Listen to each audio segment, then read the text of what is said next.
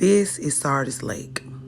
It is an 1 hour and 6 minute drive from our house, and yet it took us several hours and several mishaps to get there. On the beautiful time we had there, you would never think that we had a terrible time trying to get there. So this was our second stop. The first stop was the grocery store, but this was our second stop. We had gone to get smoothies because we were behind and we didn't have a chance to get breakfast. We should have had a huge breakfast instead of a smoothie because we did not know what was awaiting us, but here we are enjoying our smoothie. At this point, we're just adorable and naive because we have no clue about the mishaps that are on the horizon. So we're literally on the highway for 15 minutes when we get stuck in traffic. And we actually end up sitting out here for like an hour. And what ended up happening was that there was some type of high-speed chase, and the police officers had to put down all kinds of spikes. Trajectory and laying traps. Like, they rolled the spikes out. They're like, this person has to come in this direction. They just put the spikes down. Now you just lose. And so they had to clean everything up.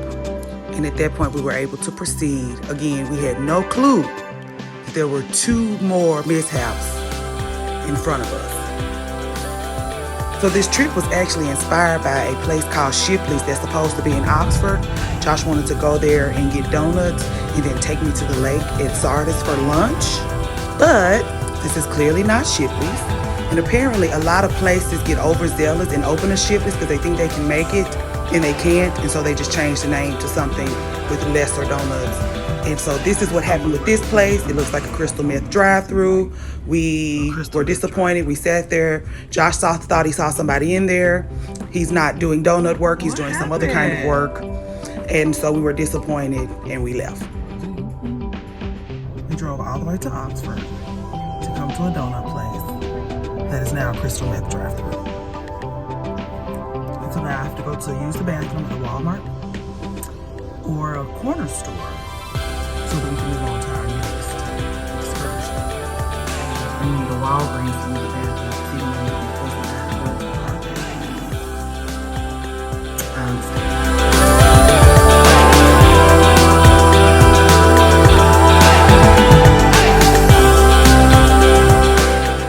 At that point, my husband had decided he didn't want no more mishaps, so we sat in the car for a very long time trying to make sure we got to the lake properly, and we did not get to the lake properly.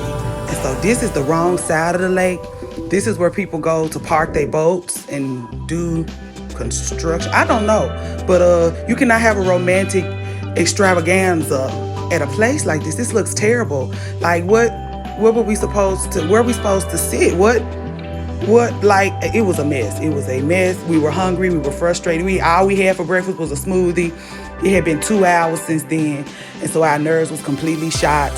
I'm talking real crazy. And he's being real quiet.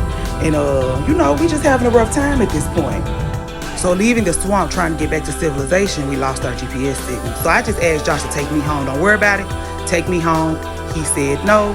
We had to pull over and air our grievances so that he wouldn't put me out, and then we were back on the road. So the most frustrating part was that the other side of the lake was like 30 minutes away. By the time we get where we're going, it'll be dinner time. At least the wine will be chill though. So after tons of foolishness, we finally made it. And it actually only took us about 25 minutes, which was a relief. There were some really nice spots and some really busy spots. And so now I got Josh driving around trying to find the perfect place for us to dine. It was annoying, but we ended up finding something great. Here he is again, pretending to not be annoyed. He's so cute.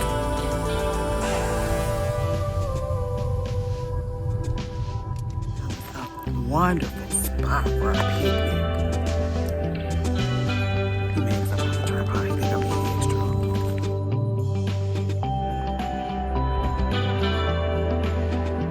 It's 4:08 p.m. and we finally made it to our picnic. Josh is already eating.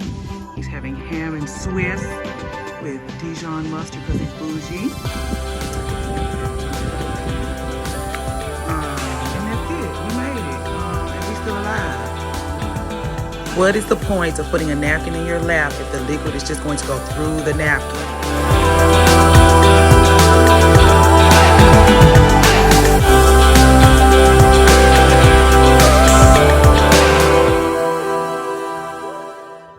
When you come to a lake, you don't expect you'll have issues with lighting because you're outside at a lake. We had tons of issues with lighting.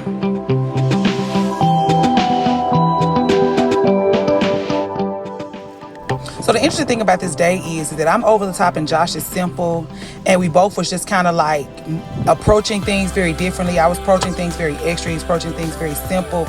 At this point, we had just decided to work together, and it actually ended up working out nicely. Taking pictures under a tree is very difficult, but we really worked hard and came up with some really nice, sweet family pictures. And so here are a few of my favorites. I would like to note that my husband only pretends that he doesn't enjoy being married to somebody as extra as me. And then we got tired of all this and we just gave up and took a selfie. All right, so after we finished taking our family pictures, we took in the view for a few more minutes, and then we packed up our stuff and we headed on home. It really was a nice day. Even though a lot of the things that happened were stressful, it still was a very beautiful day, and we were together. We're newlyweds. We never get a chance to leave the house. So this was a great experience for us. It gave us an opportunity to have a little bit of conflict, resolution, work together, have a great meal, see some beautiful things, go somewhere we haven't. So it was a great experience overall. I would rate it an 8.5 out of 10 just because we really was hoping for donuts. I am exhausted. I want to go home and watch all these lake and park off there. And my husband want to remind me about how responsible he is. And we over here at the storage getting our fall clothes to switch out. Like, take me home.